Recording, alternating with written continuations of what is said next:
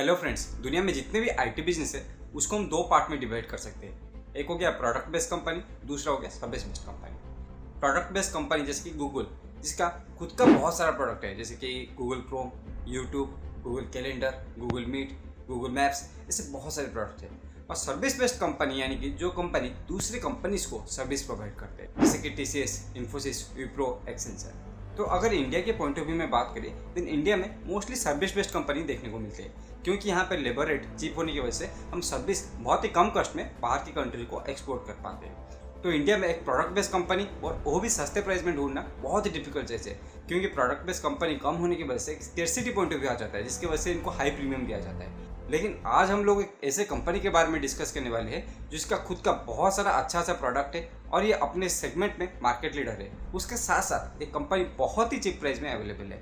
तो उस कंपनी का नाम है इन्फो एज। शायद आपने उसका नाम नहीं सुना होगा, लेकिन आई कैन बेट कि आपने इसका किसी न किसी प्रोडक्ट को जरूर यूज किया होगा।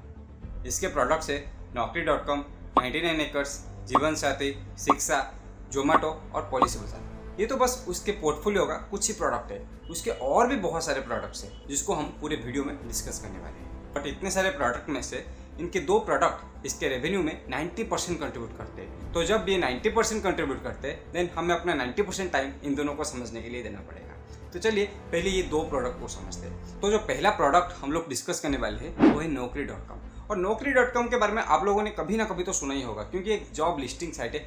और अगर आपने कभी भी ऑफ कैंपस के थ्रू जॉब अप्लाई करने का ट्राई किया है, देन आप Naukri.com में जरूर विजिट किए होंगे। बट जब हम Naukri.com में विजिट करते हैं, देन हम इसमें से 10% पार्ट ही दिखते हैं। जो 90% पार्ट होता है वो बिहाइंड द सीन होता है या फिर B2B बिजनेस के थ्रू होता है। तो इसके बिजनेस को हम दो पार्ट में ब्रॉडली डिवाइड कर सकते हैं, B2B और B2C।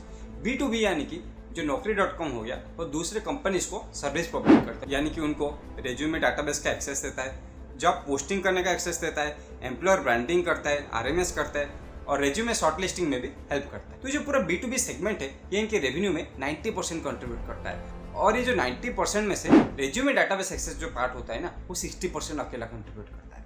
ये तो हो गया एक साइड ऑफ द बिजनेस। अभी अगर दूसरी साइड जो कि हमें दिखाई देता है उसके बारे में अगर बात करें, तो आप जानते हैं कि नौकरी अपना एक प्रीमियम सर्विसेज ऑफर करता है, ताकि आपको रिज्यूमे बिल्ड करने में हेल्प करे, ताकि आपको एक गाइडेंस दे, आपको कंसल्टेंसी दे।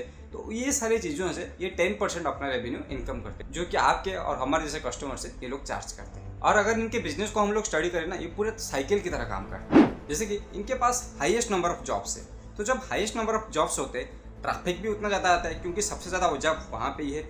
जब ट्रैफिक उतना ज़्यादा आता है तो रिस्पॉन्स भी ज़्यादा आता है, और जब रिस्पॉन्स भी ज़्यादा आता है तो क्लाइंट भी इनके पास ज़्यादा आता है। तो ये ओवरऑल एक सर्कल की तरह बन जाता है, जो कि कभी टूटने का नाम ही नहीं लेता।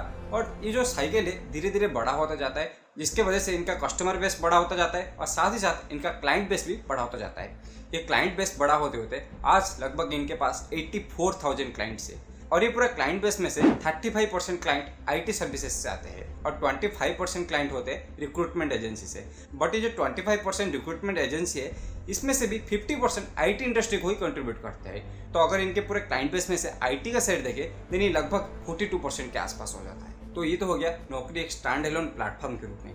लेकिन अगर आप सच में नौकरी को स्टडी करना चाहते हैं, देन आपको नौकरी के यूनिवर्स को सर्च करना पड़ेगा, क्योंकि यूनिवर्स में से एक ऐसा जाल बना दिया जिसके बाहर कोई भी निकल के नहीं जा सकता। और अगर आपको कुछ भी प्रोडक्ट चाहिए, देन ये इनके पास अवेलेबल है। तो चलिए ये नौकरी यूनिवर्स को थोड़ा समझ लेते हैं। तो जब आपका इंटरमीडिएट खत्म हो जाता है तो आप कॉलेज चूज करने के लिए जाते हैं। तो जो कॉलेज चूज करने जाते हैं तो आपको बहुत ज़्यादा प्रॉब्लम होता है कि कौन सा कॉलेज चूज करें, कौन से कॉलेज में प्लेसमेंट अच्छा है, कौन से कॉलेज का फी कम है, कौन से कॉलेज का फैसिलिटी अच्छा है। तो इस जगह पर ये खुद का अपना एक प्रोडक्ट लेके आते हैं जिसका नाम है यूनिवैरायटी। तो यहाँ पे ये लोग एक्सपर्ट काउंसलिंग ऑफर करते हैं, जो कि कॉलेज जाने वाले स्टूडेंट्स हैं, ताकि वो अपने लिए एक अच्छा कॉलेज और अच्छे प्राइस में चूज कर पाए। तो आप कॉलेज में एंट्री कर लिए, अभी आप पढ़ाई करेंगे। तो जब आप पढ़ाई करते हैं और स्पेशली अगर आप IT फील्ड से बिलोंग करते हैं, तो आपको कोडिंग सीखना एक मस्ट नेसेसरी चीज हो जाता है। और जब आप कोडिंग सीखने के लिए जाते हैं तो वहाँ पे भी बहुत सारे प्लेटफॉर्म है, और ये सारे प्लेटफॉर्म में से इनका एक बहुत ही अच्छा प्लेटफॉर्म है जिसका नाम है कोडिंग निंजा। आपने इसका नाम तो कभी टीवी के एड्स में या फिर किसी यूट्यूब वीडियो में जरूर सुना ही होगा। तो कोडिंग निंजा के थ्रू ये कोडिंग सिखाने का ट्राई करते हैं या फिर कोडिंग क्लासेस प्रोवाइड करते हैं। तो अब आपका ग्रेजुएशन खत्म हो गया। अभी जनरली लोग यहाँ पे 3 पाथ प्रिपेयर करते हैं। पहला, लोग कॉर्पोरेट जॉब के लिए जाते हैं, दूसरा लोग गवर्नमेंट जॉब के लिए जाते हैं, और तीसरे में लोग हायर स्टडीज के लिए जाते हैं। तो तीनों को एक एक करके समझ लेते हैं। तो जब आप जॉब के लिए जाते हैं और आप ऑफ कैंपस में ट्राई करना चाहते हैं तो आप मोस्टली इनके प्लेटफॉर्म में अपना रिज्यूमे डालेंगे ही डालेंगे। तो जब आप किसी भी कंपनी में अप्लाई करते हैं तो वो कंपनी आपका एक टेस्ट लेता है और उस टेस्ट के बाद आपका एक स्क्रीनिंग प्रोसेस होता है। तो ये टेस्ट लेने के लिए इनका एक प्लेटफॉर्म है जिसका नाम है डू सिलेक्ट, और जो पूरा स्क्रीनिंग प्रोसेस है इसके लिए उनका एक प्लेटफॉर्म है जाइलम। और ये दोनों प्लेटफॉर्म अभी नौकरी के अंडर इंटीग्रेट होने वाले हैं कुछ दिनों में। उसके बाद लेट्स एज्यूम कि आपका कहाँ पे एक जॉब लग जाता है। तो जब आपका जॉब लग जाता है देन आप पहला चीज़ जो जाके चेक करेंगे कि वहाँ पे एटमॉस्फेयर कैसा है, वहाँ पे पैसा कितना मिलता है, एम्प्लॉइज उस कंपनी के बारे में क्या बोलते हैं। तो इसके लिए इनका एक प्लेटफॉर्म है जिसका नाम है एम्बिशन बॉक्स। और ये एम्बिशन बॉक्स लगभग कुछ ग्लासडोर की तरह काम करता है, जहाँ पे आप जाके कंपनी के रेटिंग, रिव्यू, कंपनी का एटमॉस्फेयर, कंपनी का सैलरी, ये सारा चीज़ चेक कर सकते हैं। और इस प्लेटफॉर्म में इनका अच्छा खासा ट्रैफिक आ रहा है और ये कुछ ही सालों में शायद ग्लासडोर को भी टेक ओवर कर सकता है। और उसके बाद आप जॉब चूज करके जब एक कंपनी में ज्वाइन कर जाते हैं देन आपको वो तो पेरोल देना ही पड़ेगा कंपनी को, आपको सैलरी देना पड़ेगा, आपके डिफरेंट जो कंपनसेशन या फिर बोनस होते हैं वो भी देना पड़ेगा। तो इसके लिए इनका एक प्लेटफॉर्म है ग्रे एचआर। तो ग्रे एचआर के थ्रू कंपनीज ये पेरोल या फिर सारे जो एचआर एक्टिविटीज है ये अच्छी तरीके से मैनेज कर सकते हैं। ये तो हो गया एक साइड जो कि कॉर्पोरेट वाला साइड है, कॉर्पोरेट जॉब वाला साइड है। अगर आप गवर्नमेंट जॉब के लिए जाते हैं तो इनका एक प्लेटफॉर्म है अडॉप्ट 247। तो यहाँ पे जाके आप डिफरेंट जैसे कि गेट हो गया या फिर रेलवे हो गया या फिर किसी भी एग्जाम का तैयारी कर सकते हैं। ये तो हो गया गवर्नमेंट जॉब का साइड। और अगर आप तीसरे साइड का यानी कि हायर एजुकेशन का बात करें देन यहाँ पे इनका एक प्लेटफॉर्म आ जाता है नो पेपर फॉर्म। तो जो नो पेपर फॉर्म है ये आपको कोई जॉब ढूंढने में हेल्प नहीं करता या फिर प्रिपरेशन में हेल्प नहीं करता। ये जो कॉलेजेस होते हैं उनको हेल्प करता है कि उनके बच्चों को अच्छी तरीके से कॉलेज में ऑनबोर्ड करा पाए। और इसके अगर कुछ क्लाइंट को देखें तो इसमें बहुत ही बड़े बड़े क्लाइंट्स हैं जैसे कि SRM, XLRI, मणिपाल और ऐसे बहुत ही बड़े बड़े क्लाइंट्स हैं जिसको नो पेपर फॉर्म सर्व करता है। और अगर आप XLRI या फिर IIM के अंदर चले जाते हैं देन आपका जॉब ढूंढने के लिए IIM जॉब्स, और जो ब्लू कलर एम्प्लॉयज़ होते हैं उनके लिए ब्लू कलर, और प्रीमियम टेक्नोलॉजी जॉब ढूंढने के लिए इनके पास हाई लिस्ट है। तो ये तो हो गया उनके जो सबसे मेजर सेगमेंट नौकरी का बात। अभी अगर दूसरे सेगमेंट के बारे में बात करें देन वो 99 एकर्स। तो 99 एकर्स के बारे में बात करने से पहले हमें एक चीज़ को समझना पड़ेगा। रियल एस्टेट सेक्टर जो होता है उसमें सबसे ज़्यादा एडवर्टाइजिंग स्पेंड होता है, लेकिन हमेशा ये जो एडवर्टाइजिंग स्पेंड होता था ये ऑफलाइन के थ्रू होता था। लेकिन अभी क्या हो रहा है कि जो एडवर्टाइजिंग स्पेंड है ये ऑफलाइन से ऑनलाइन की तरफ मूव कर रहा है, जिसके वजह से ये कंपनी इसका एक ग्रेट बेनिफिशियरी बन जाता है। तो अगर 99 एकर्स के बारे में बात करें तो इनके जो टोटल कस्टमर बेस है उसमें से जो 50% कस्टमर्स है वो खुद ओनर है, 40% ब्रोकर है और 10% बिल्डर है। लेकिन जब हम लोग रेवेन्यू के बारे में बात करते हैं तो ये फिगर पूरा उल्टा आ जाता है। जो 50% कस्टमर बेस है यानी कि जो ओनर्स है वो सबसे कम रेवेन्यू जनरेट करते हैं, यानी कि सिर्फ 5% ही कंट्रीब्यूट करते हैं। और जो बिल्डर और ब्रोकर को मिला के जो 50% था ये लगभग 94% इनके रेवेन्यू में कंट्रीब्यूट करते हैं। तो ये तो हो गया ये कहाँ से पैसा कमाते हैं। और अगर मार्केट शेयर के हिसाब से देखेंगे तो इस सेगमेंट में ये मार्केट लीडर है और इसके नीचे आ जाते हैं मैजिक ब्रिक्स और हाउसिंग.com। लेकिन अभी देखने को मिला है कि ये कंपनी इस सेगमेंट में अपना मार्केट शेयर थोड़ा थोड़ा लूज करती जा रही है और इसका market share Magicbricks acquire कर। और एक चीज़ मैं नौकरी के पार्ट में मिस कर दिया था, जो नौकरी का मार्केट शेयर है इस सेगमेंट में वो 80% है। यानी कि अगर 10 कस्टमर है देन 8 कस्टमर इनके पास ही आ जाते हैं। और इसके जो कॉम्पिटिटर्स है उनका मार्केट शेयर 10% भी नहीं है, कोई भी कॉम्पिटिटर इनके आसपास नहीं है। बट यहाँ पे हम लिंक्डइन को काउंट नहीं करें क्योंकि लिंक्डइन को सिर्फ एक जॉब प्लेटफॉर्म के रूप में देखना गलत होगा, क्योंकि ये एक सोशल मीडिया के रूप में भी काम करता है। तो यहाँ पे हम लोग लिंक्डइन को काउंट नहीं करें जो कि इनको बहुत ही अच्छी तरीके से टक्कर दे पा रहा है। और अभी अगर तीसरे बिजनेस के बारे में बात करें तो इसका नाम है जीवनसाथी.com और ये एक ऑनलाइन मैट्रिमोनी प्लेटफॉर्म है और ये पूरी इंडिया में 3rd लार्जेस्ट मैट्रिमोनियल प्लेटफॉर्म है। और ये जो प्लेटफॉर्म है ये अभी टायर 2 और टायर 3 सिटीज़ में बहुत ही अच्छी तरीके से ग्रोथ कर पा रहे हैं। और इनका और एक प्लेटफॉर्म भी है जो कि शिक्षा.com। अगर आपने कभी भी सर्च किया होगा ये कॉलेज कैसा है, ये कॉलेज का रेटिंग कैसा है, इसका कटअप कैसा है, इसका प्लेसमेंट कैसा है, देन आप शिक्षा में जरूर विजिट किए होंगे क्योंकि ये बहुत ही अच्छी तरीके से रैंक करते हैं, जिसकी वजह से इनके पास बहुत ही अच्छा ट्रैफिक आता है।